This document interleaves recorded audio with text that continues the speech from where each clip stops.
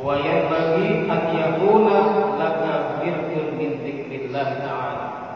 Dan selayaknya engkau mempunyai wiridan daripada zikrullah ta'ala. Jadi dalam tiap hari kita hendaknya punya wiridan rutin kepada Allah Subhanahu wa taala, ta'udduhu bi waqtin, yang kamu tentukan, kamu batasi dengan waktu. Setelah salat subuh misalnya baca wirid apa? Setelah salat zuhur baca wirid apa?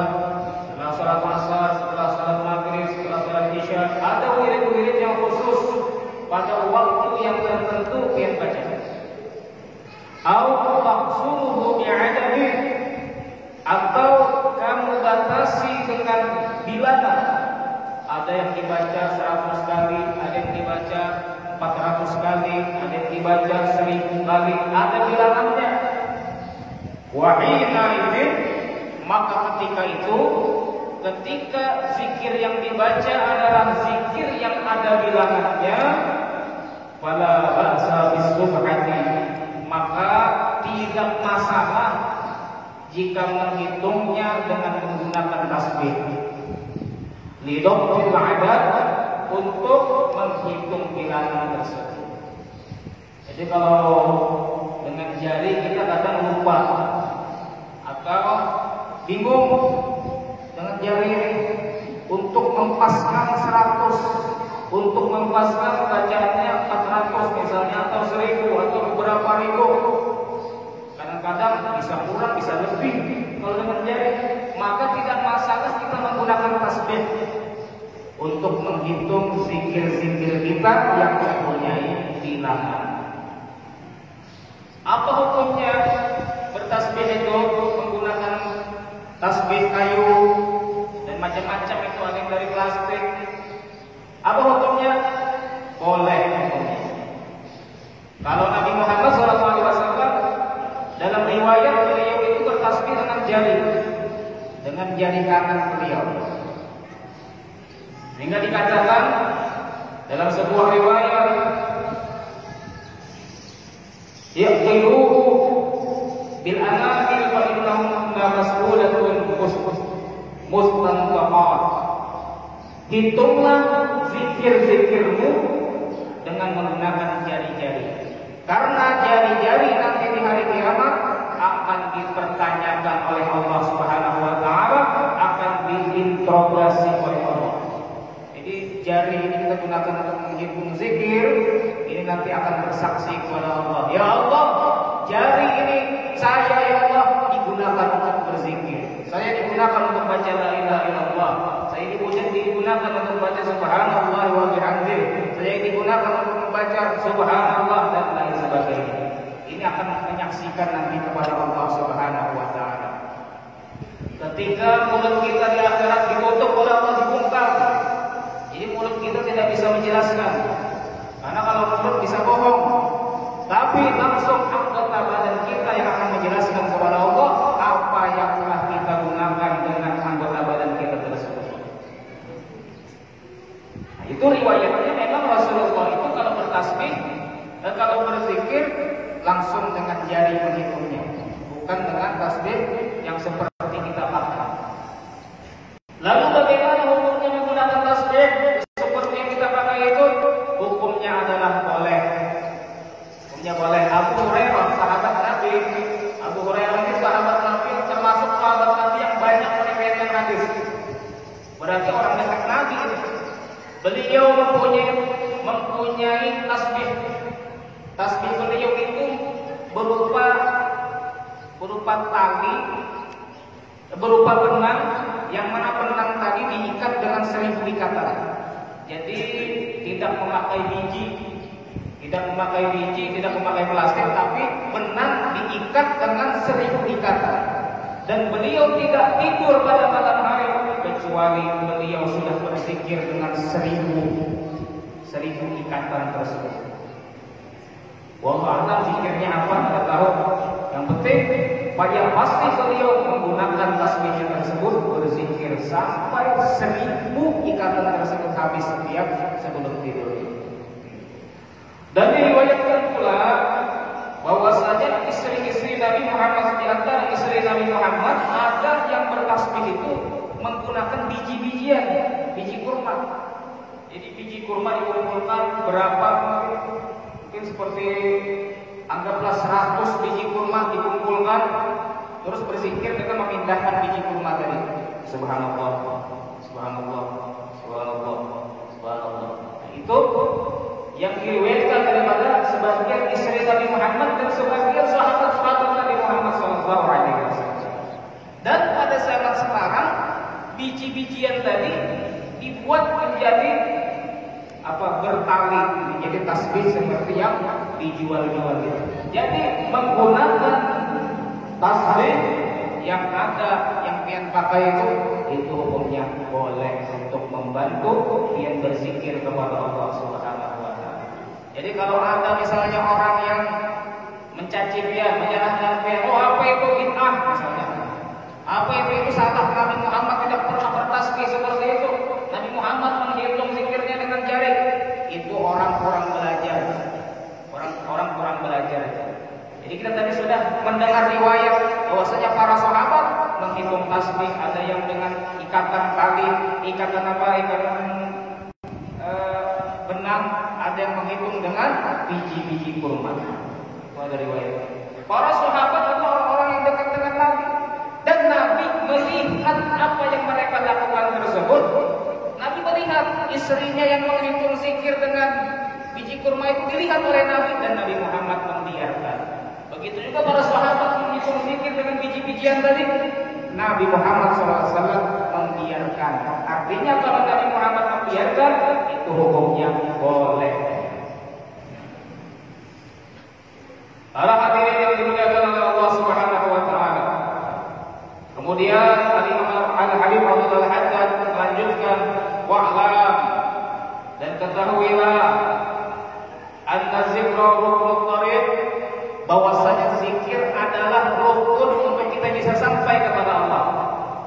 Jadi kalau kita ingin sampai kepada Allah, banyak baca zikir kepada Allah Subhanahu wa taala.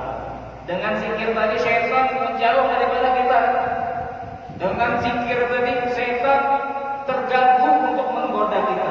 Kalau sudah syaitan menjauh, terganggu daripada menggoda kita, maka kita akan terus dalam ibadah kepada Allah Subhanahu wa taala dan kita akan jauh daripada perbuatan maksiat. Jadi zikir adalah rukun untuk kita sampai kepada Allah Subhanahu wa taala. Wa miftahul tahqiq, dan kunci untuk kita mendapatkan hakikat. Kunci untuk mendapatkan hakikat, ma'rifat kepada Allah Subhanahu wa taala, wasilahul muridin, dan senjata bagi orang-orang yang menuntut akan ridhonya Allah Subhanahu wa taala. Kama qala ba'dul arifin, sebagaimana berkata sebagian arifin, sebagian wali Allah Subhanahu wa taala, qala Allah ta'ala, wa qad qala Allah Subhanahu wa taala, dan Allah berfirman, fadhkuruni adkurkum. Ingatlah kalian kepadaku, maka aku akan mengingat kalian, kata Allah. Kalau kita ingat kepada Allah, maka ingat juga kepada kita. Wa qala ta'ala, fadhkurullaha qiyaman wa qu'udan wa 'ala junubikum. Ingatlah Allah dalam keadaan berdiri, dalam keadaan duduk, dalam keadaan berbaring. Artinya dalam setiap keadaan hendaknya kita terus ingat berzikir kepada Allah. Ketika kita berdiri sambil berjalan, sambil berzikir kepada Allah. Ketika kita duduk santai, berzikir kepada Allah. Ketika kita berbaring, misalnya ingin tidur, sebelum tidur kita berzikir kepada Allah Subhanahu wa taala. Berzikir kepada Allah ketika berdiri, ketika duduk, dan ketika berbaring. Artinya dalam setiap keadaan berzikir kepada Allah. Bahkan di dalam WC tetap berzikir kepada Allah. Lisan diam, tapi hati terus ingat kepada Allah Subhanahu wa taala. Bahkan ketika berhubungan badan dengan pasangan, dengan suami, dengan istri, maka tetap dianjurkan untuk berzikir kepada Allah Subhanahu wa taala. Jangan lalai. Ketika dia berhubungan dengan istri, ingat kepada Allah, anak dia insya Allah, jaga dia orang yang soleh. Kalau dengan berkumpul itu akan membuahkan anak, anaknya insya Allah menjadi ahli zikir, menjadi orang yang selalu ingat kepada Allah Subhanahu wa Ta'ala. Ada lagi ulun pernah mendengar satu guru mengatakan, kalau berhubungan badan dengan istri itu sampaikan ma'rifat kita kepada Allah. Artinya apa? Ingat, ini nikmat Allah Subhanahu wa Ta'ala. Jadi setiap kali merasakan nikmat itu ingat nikmat Allah, nikmat Allah, nikmat Allah. Maka itu biar dianggap berzikir kepada Allah Subhanahu wa Ta'ala. Dan setiap nikmat Allah seperti makan, ingat nikmat Allah. Minum enak, minum jus, nikmat Allah Subhanahu wa Ta'ala. Maka selayaknya seorang mukmin selalu ingat kepada Allah di setiap saatnya, setiap detiknya. Para hadirin yang dimuliakan oleh Allah.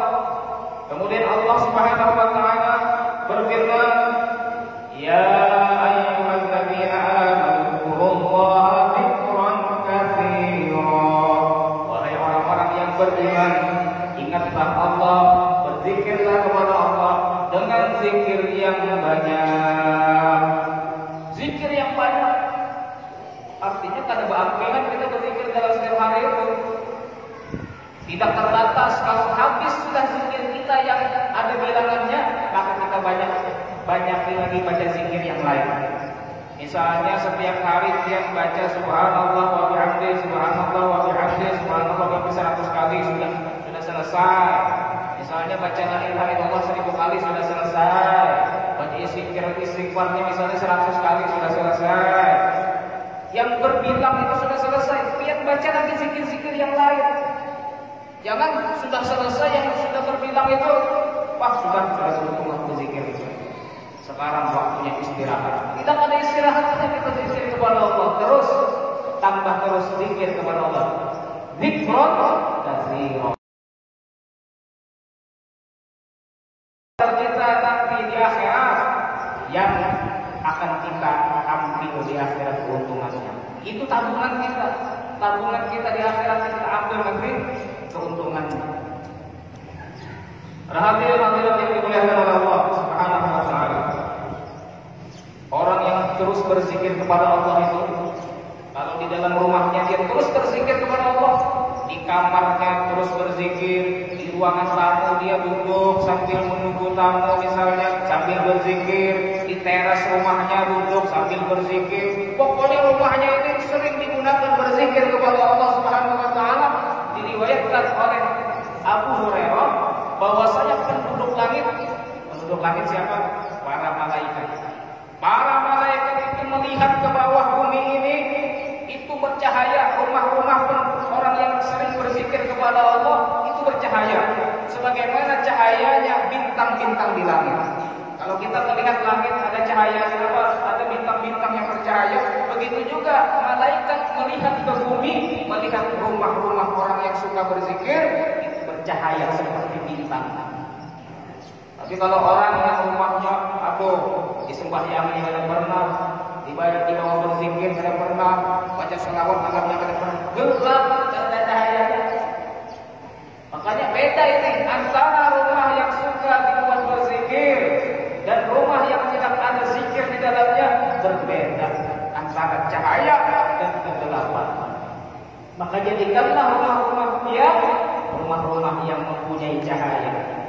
Banyak di situ yang berzikir kepada Allah, banyak di situ yang membaca Al-Quran, banyak di situ yang berselawat kepada Nabi Muhammad SAW.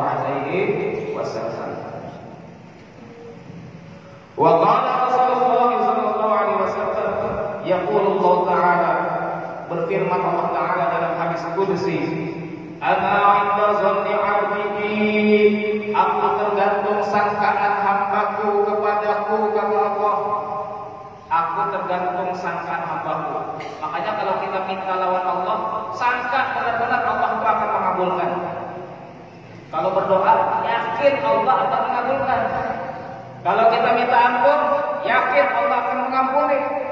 Kalau kita minta supaya taubat kita diterima, yakin taubat kita diterima oleh Allah. Maka Allah sesuai dengan apa yang kita yakini tersebut, sesuai dengan apa yang kita sangkakan tersebut. Jadi kalau ada orang berdoa tapi ragu, tidak akan dikabulkan oleh Allah. Ya Allah, berikan saya mobil ya Allah, yang bekas saja gak apa-apa ya Allah. Dia ragu ini. Allah itu Maha Kuasa. Kenapa? Yang bekas saja gak apa-apa ya Allah. Seakan-akan Allah tidak mampu memberi yang baru. Ini merusak akidah ini. Dia meragukan kemahamampuan Allah Subhanahu wa taala. Dalam perjalanan Isra Mi'raj Nabi Muhammad itu Asra, Allah memperjalankan bi'abdi dengan hambanya, Allah yang memperjalankan. Makanya cepat perjalanannya. Allah yang memperjalankan. Ada yang mengatakan perjalanan Isra Mi'raj itu 6 jam. Ada yang mengatakan perjalanan Isra Mi'raj itu 4 jam selesai. Ada yang mengatakan sebelum tempat beliau berbaring itu dingin, sudah beliau datang ke rumahnya kembali. Artinya sangat sebentar itu. Cuma kalau pian biasanya duduk itu, tempat duduk pian itu hangat biasanya. Beberapa detik pian jauh daripada tempat duduk pian itu, menghindar daripada tempat duduk pian itu masih hangat. Nabi Muhammad berjalan dalam perjalanan Isra Mi'raj diperjalankan oleh Allah Subhanahu wa taala. Beliau belum dingin tempat baringan beliau sudah datang. Artinya waktu itu sangat sebentar. Kenapa sangat sebentar? Karena Allah Subhanahu wa taala yang Maha Mampu yang memperjalankan dan menaikkan Nabi Muhammad SAW. Allah yang punya waktu, Allah Maha bisa untuk membuat waktu itu mempunyai berkah. Jadi ada dulu itu wali Al-Habib Ali Al-Habsyi, pernah beliau ini baca Al-Quran dengan seseorang. Jadi bercepat-cepatan untuk membaca Al-Quran, bercepat-cepatan untuk. Jadi orang tersebut belum selesai membaca Al-Quran, orang tersebut belum selesai membaca surat Al-Fatihah, Al-Habib Ali Al-Habsyi sudah selesai baca Quran. Padahal baik baca Qurannya. Jadi baik mulai Bismillahirrahmanirrahim, Alhamdulillahirabbil alamin. Baik, tapi Al-Habib Ali Al-Habsyi sudah selesai sampai An-Nas, padahal orang yang satunya itu belum selesai membaca surat Al-Fatihah. Beginilah Allah memberikan keberkahan di dalam waktu seorang wali. Melipat perjalanan, melipat jarak yang aturannya jauh tapi bisa ditempuh dengan cepat. Ada sebagian wali Allah memberikan kemampuan seperti itu. Wa ana hina yadhkuruni, dan kata Allah, aku bersama hambaku apabila dia mengingat kepadaku. Maksudnya Allah bersama hamba apa maksudnya? Maksudnya adalah Allah memberinya rahmat, Allah memberi dia taufik, Allah memberi dia hidayah, Allah memberi dia penjagaan. Jadi kalau orang selalu berzikir kepada Allah, Allah beri dia hidayah, taufik, rahmat, dan dijaga oleh Allah Subhanahu wa taala. Wa in atani yamshi ataituhu harwala.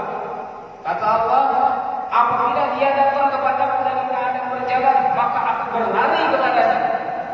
Apa maksudnya Allah berlari? Nah ini jangan ditafsirkan, jangan diartikan Allah berlari seperti kita. Allah itu tidak punya kaki seperti kita. Allah tidak punya tangan, Allah tidak punya telinga seperti kita, hidung, mata, mulut. Allah itu beda dengan makhluknya.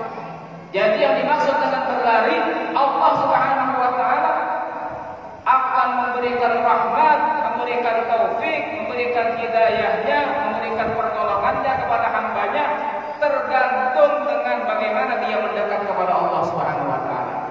Kalau semakin semangat dia mendekat kepada Allah, maka semakin Allah cepat memberikan rahmatnya, hidayahnya, dan lain sebagainya. Sehingga dikatakan dalam terusannya, wa in zakarani,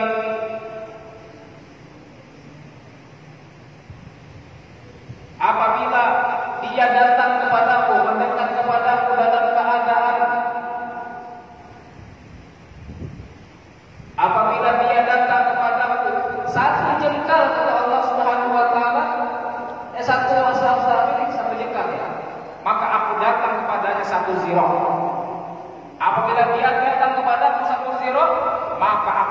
kepadanya satu depak. Satu depak itu satu ini.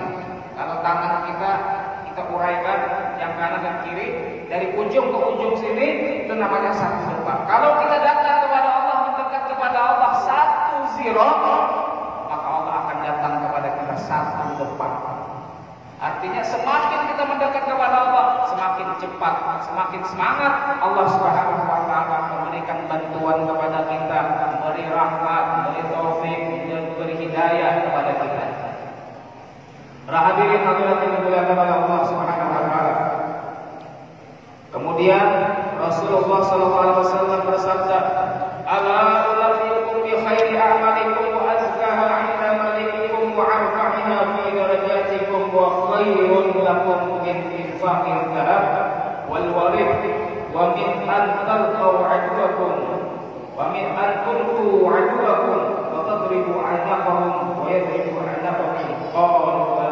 Qala dzikru. Rasulullah dalam hadisnya mengatakan, sahabat-sahabatku, maukah kalian aku berikan kabar, aku beritahu sebaik-baiknya amal dan paling sucinya amal di sisi Tuhan kalian, yaitu Allah yang Maha Raja, dan paling tingginya amal di dalam mengangkat derajat kalian, dan baik bagi kalian, lebih baik bagi kalian daripada menginfakkan emas dan menginfakkan perak, dan daripada kalian membunuh musuh kalian, kalian tebas leher mereka dan mereka menebas leher kalian. Maka mereka mengatakan para sahabat, "Iya wahai Rasulullah, kami mau diajari wahai Rasulullah, ini amalan yang luar biasa ini." Apa tadi amalannya? Apa tadi lebih baik dari apa amalan ini? Lebih baik daripada membunuh musuh Allah dan musuh Allah tersebut membunuh dia. Lebih baik daripada berinfak emas dan perak. Lebih baik, paling baiknya amal yang cepat untuk meninggikan derajat, yaitu apa amalan tersebut? Rasulullah menjawab, zikrullah, zikir kepada Allah. Itu amalan yang luar biasa. Walidzalika awalil dzikri samaratun fa'atari yajiduha man wasaba alaihi bi wasfil 'ada.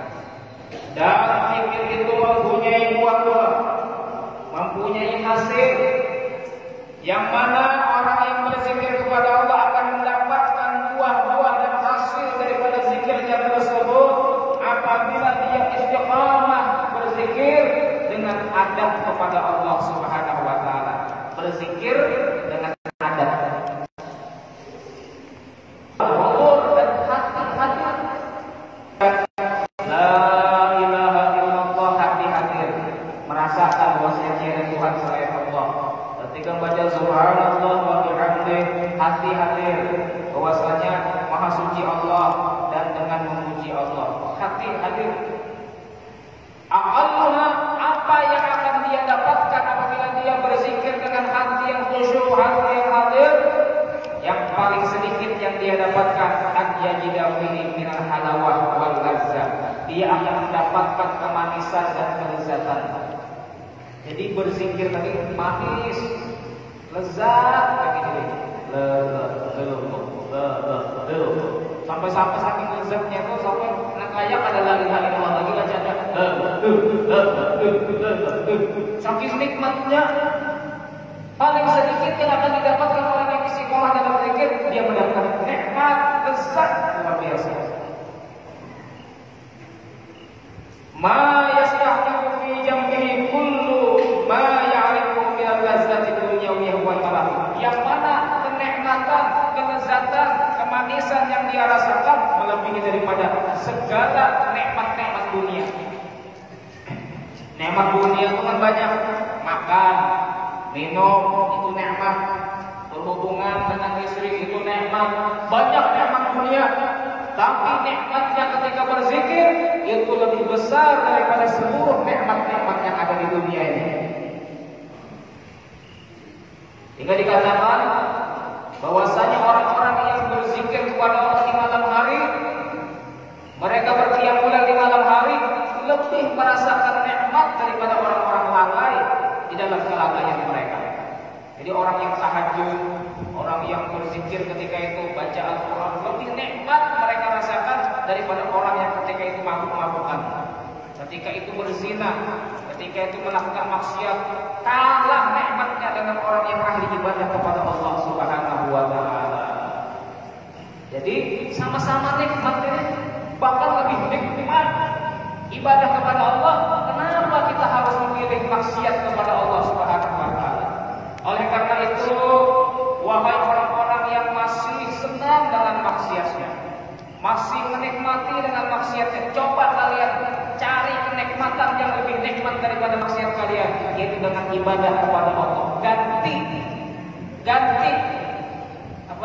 cara kalian untuk mendapatkan nikmat dengan ibadah, dengan zikir, dengan baca Quran.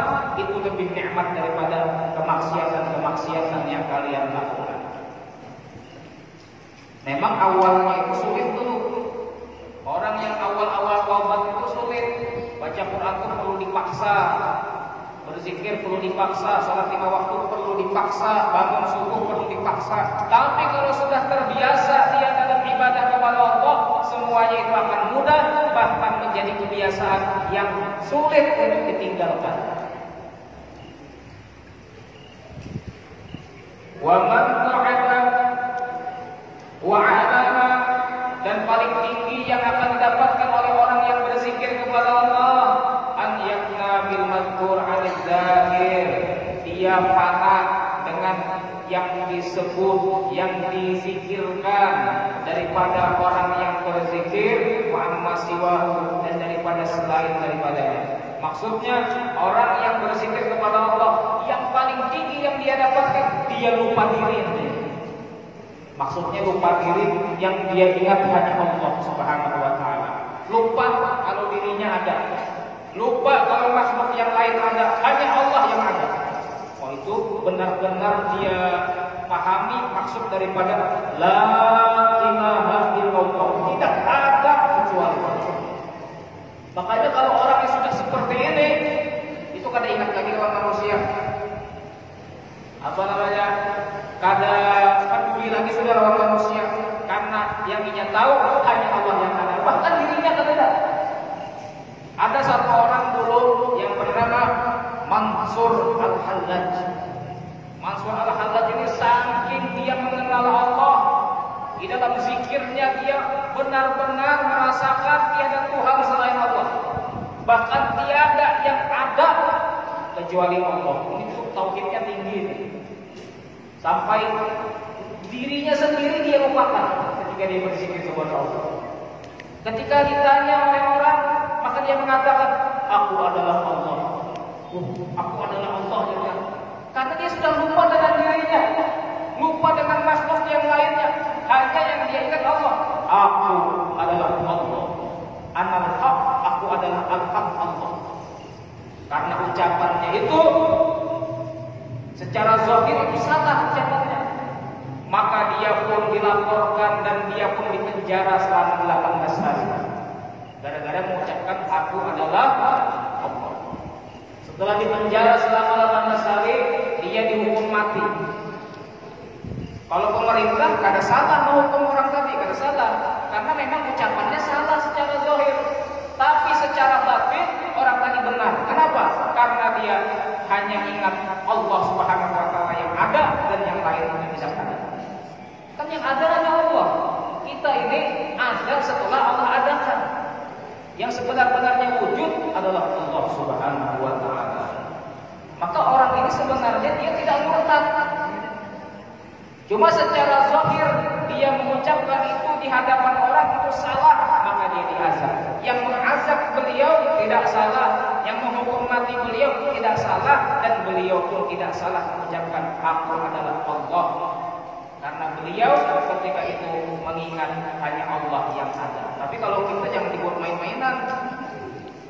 Ya, pas bulik dari sini berpandai lawan dirinya aku Allah. Jangan. Kalau kita bisa murtad kepada yang itu, kalau kita belum sampai lagi ilmunya. Banyak orang-orang terdahulu seperti itu, yang mereka mengatakan aku adalah Allah, karena inilah kalau orang sudah sangat tinggi ma'rifahnya, mengenal kepada Allah Subhanahu wa taala dan sangat mendalami dalam zikrullah, mengingat kepada Allah Subhanahu wa taala. Ketika seperti itu nikmat yang dia rasakan nikmat. Tidak pikirkan pakaian lagi sudah, tidak pikirkan kopiah lagi, tidak pikirkan. Makanya ada sebagian wali itu wali majzub, wali yang diambil kebiasaan seperti orang itu sudah diambil akal kemanusiaannya itu sudah diambil oleh Allah Subhanahu wa taala, sehingga yang dia pikirkan hanya Allah.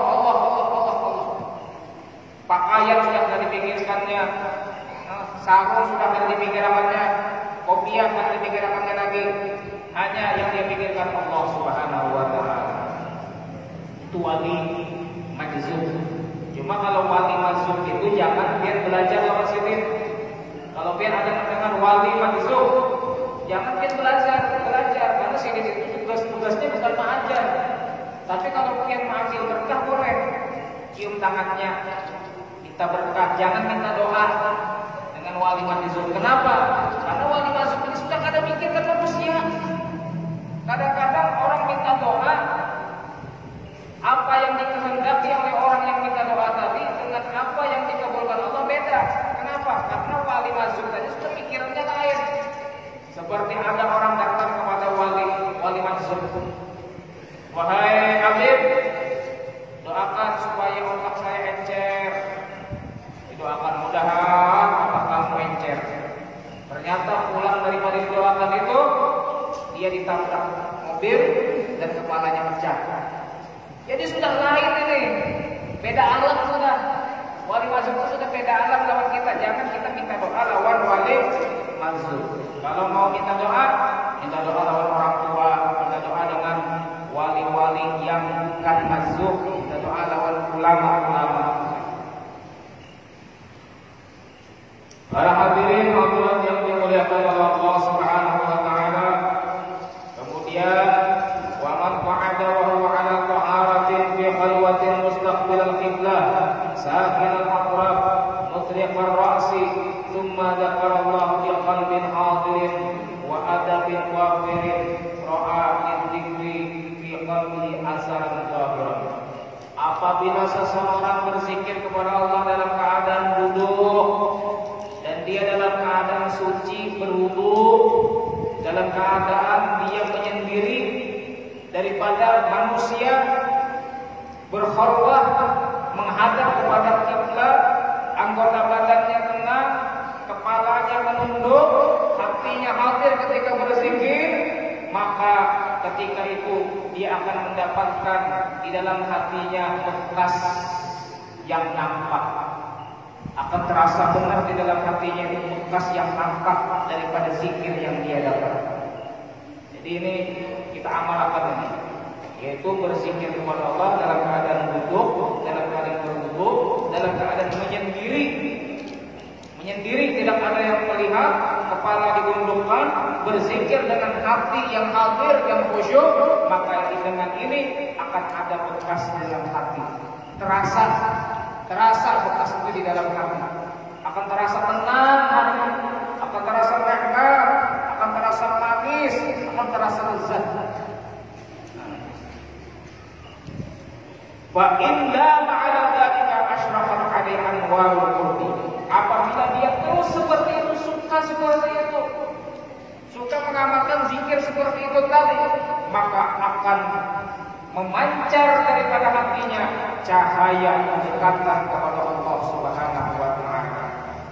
Wa kasyafat lahu asrarul ghaibi, dan terbuka sir-sir yang gaib. Kasyaf dia akan kasyaf, akan diberikan oleh Allah pengetahuan tentang suatu yang gaib. Jadi kalau ada orang keelang lawan sikit, tahu sikit, oh ini orangnya ini suka tujuh saring ini lawan bininya. Dinasihati sikit itu, jangan suka marah dengan istri. Istri itu disayangi, cara menasihati istri itu dengan lembut, karena istri itu adalah bagaikan tulang yang bengkok. Jadi harus diluruskan dengan cara pelan-pelan, tidak bisa dengan kasar. Jadi bagus kalau orang kasyaf itu, ketika ada orang minta solusi kepada beliau atau ada orang yang datang kepada beliau bisa memberikan nasihat yang sesuai dengan orang yang datang tadi. Saja kalau jadi guru, jadi ulama itu seharusnya visi kasyaf ini supaya bisa menangani masalah-masalah umat. Tapi ada juga orang yang mempunyai kasyaf bahkan menjauhkan dia daripada Allah. Ada tahu aib-aibnya orang, oh ini maling ini, oh ini perampok, ini ketujuh berzina, ini ketujuh pacaran, ini ketujuh ambil laki orang, ini ketujuh ambil bini orang. Tahu kawan aib orang, ini bisa jadi membuat dia jauh daripada Allah Subhanahu wa taala. Kenapa? Ketika itu dia benci dengan orang-orang yang dia lihat. Maksiat semuanya, aduh, maksiat penakaran ini orang ahli maksiat, hanya kayak babi, kayak anjing, kayak ini. Akhirnya hatinya rusak. Jadi ada sebagian orang yang kasyaf, tahu yang gaib, tapi membuat dia tambah jauh daripada Allah karena dia menjadi benci kepada manusia, benci kepada sesama manusia. Orang yang kasyaf yang baik adalah orang yang kasyaf tapi dia bisa menutup aib orang dan dia bisa mendoakan orang tersebut. Jadi kalau dia melihat, oh ini penzina orang ini, didoakan, ya Allah, selamatkanlah dia ya Allah, berhentikan dia daripada perzinahan. Melihat ada maling, oh ini maling ini, ya Allah, berilah dia hidayah ya Allah. Ini orang kasyaf yang baik, yang dia punya kasih sayang, punya rahmat di dalam hatinya. Bagaimana cara kita bisa mendapatkan kasyaf? Maka bisa diamalkan. Diamalkan ketika di sujud terakhir di dalam sholat kita, baik sholat fardu atau sholat sunnah, baca ihdinas siratal mustaqim 7 kali. Ihdinas siratal mustaqim, ihdinas siratal mustaqim, ihdinas siratal mustaqim, ihdinas siratal mustaqim, ihdinas siratal mustaqim, ihdinas siratal mustaqim, ihdinas siratal mustaqim 7 kali dibaca. Kalau Allah kabulkan doa tersebut, maka dia akan dijadikan, akan tahu apa yang terjadi besok hari, dan pian tahu apa tujuan orang datang kepada pian. Dengan syarat tadi, dengan syarat kalau pian mau kasyaf pian itu baik, pian harus punya kasih sayang. Melihat orang yang kada baik, doakan. Melihat orang yang kada baik, tuntun dia, nasihatinya untuk menjadi orang yang baik.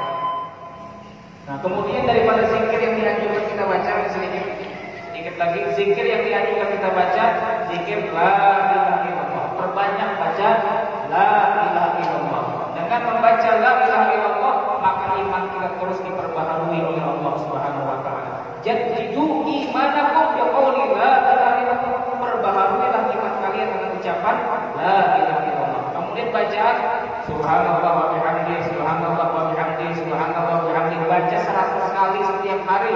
Barang siapa membaca subhanallah wa bihamdihi 100 kali, maka diampuni dosa-dosanya walaupun dosanya sebanyak puing-puing di lautan. Kemudian membaca subhanallah walhamdulillah wala ilaha illallah wallahu akbar. Barang siapa yang membaca ini 1 kali, maka dia mendapatkan pohon di dalam surga 1. Kalau baca 2 kali dapat pohon 2. Kalau baca 3 dapat 3 dan seterusnya. Kalau kita mau bercocok tanam di surga, baca itu subhanallah walhamdulillah wala ilaha illallah wallahu akbar. Dan masih banyak zikir-zikir yang lain yang pelajari nanti dan yang amalkan. Mudah-mudahan Allah Subhanahu wa taala menjadikan kita orang-orang yang ahli zikir. Mudah-mudahan Allah Subhanahu wa taala berikan kita asal daripada zikir tersebut. Allah berikan kemanisan, kelezatan, kenikmatan di dalam kita berzikir kepada Allah Subhanahu wa taala.